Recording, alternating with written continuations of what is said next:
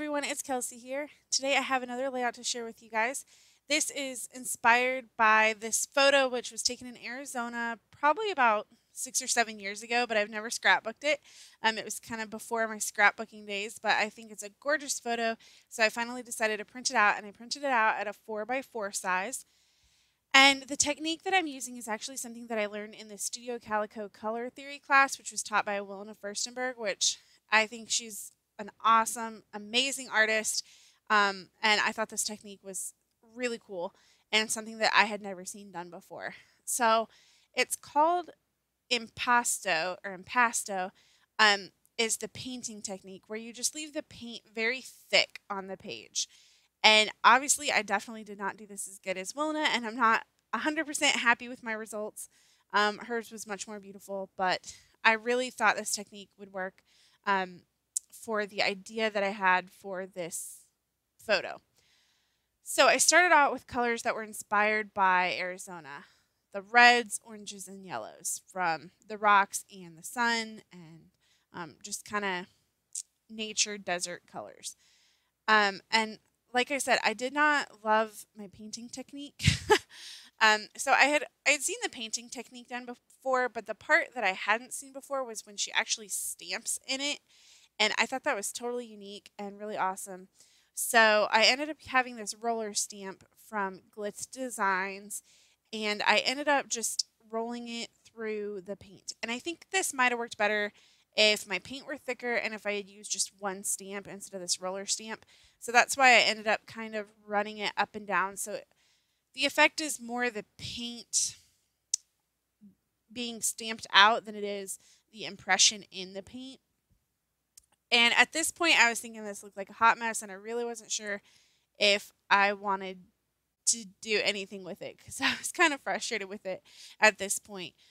But I decided to just persevere and keep going with this. So this is probably when I'm trying to clean my stamp off, and I had to go run it underwater. It's still stained a little bit from the paint, but it did wash out fine. So I don't think that's going to be a problem in the long run. So let me just talk about um, some of the other stuff that I'm going to be using. I had some pieces in my stash that were definitely more of the um, like what do I want to say, like desert style, or more of a free, wild and free type um, feel to them, which for me really resonates with this desert picture. So I had parts from the Glitz design collection called Wild and Free, and then I also just had some other random pieces that I thought would work well with this theme. And so I don't know, whenever I was thinking about it, I was thinking about the color scheme, obviously, but all those like wild horses running, I never can use those in a layout, but I wanted to use those here. There's also, I was thinking of like Aztec patterns, arrows, um, oh, what else? Feathers. So I ended up combining a bunch of elements that I really like on this page. I just wish that maybe the technique that I started out with was a little bit different. But I chose both of these papers because I really like the colors and I thought they worked really well with this photo. Um, this is actually Bell Rock near Sedona in Arizona. And it was just such a pretty photo. And yeah, I really liked it.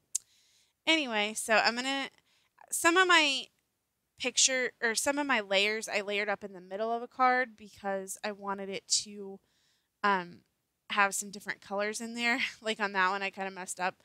Um, but like on the pink one, I wanted to make sure that there was pink and yellow represented on the card, or my layers, I guess is what I'm trying to say.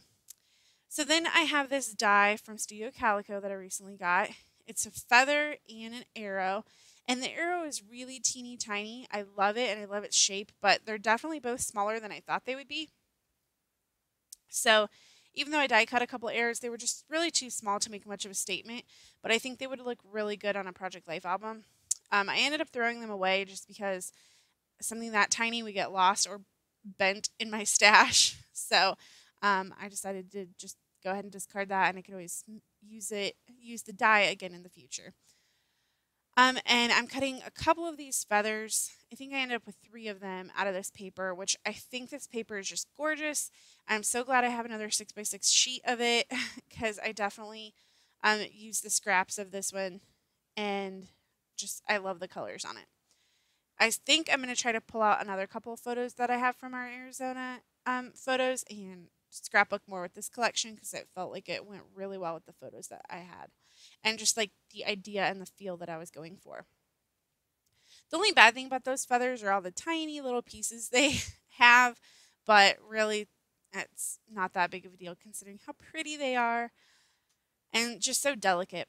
So here, the paint was still really wet, and even though I dried it a little bit, I didn't want to dry it completely just because I knew that it would possibly bubble and it just wouldn't set up the way that I wanted it to with that texture. So I did wait after I do a little more embellishing, and then I waited a while to let it fully dry before I came back to some of the layering and gluing things down. But for now, I was going through the stuff in my stash, trying to pick out the colors that I wanted to use and the items that I possibly wanted to use, and just do as much as I could before actually gluing anything down to the paper.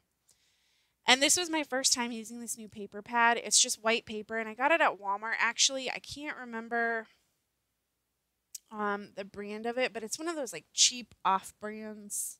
Let me see. Colorbach.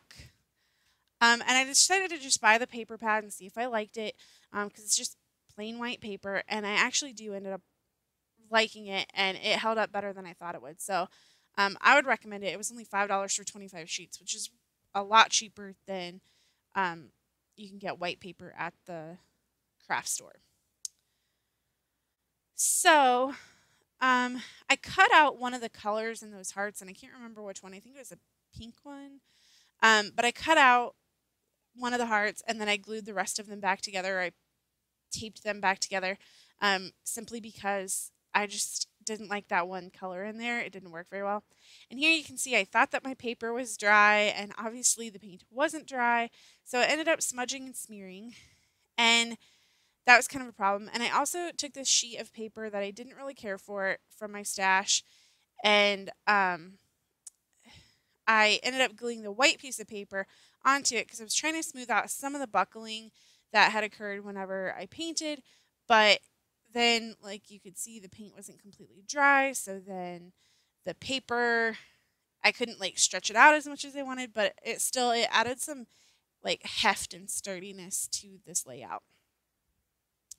And it got rid of a piece that I don't really care for in my stash that I got in a kit. So I'm just playing around with some of these cards. I really wanted to use that card with the feathers on it, or the feather kind of like blowing away, but that just didn't work out.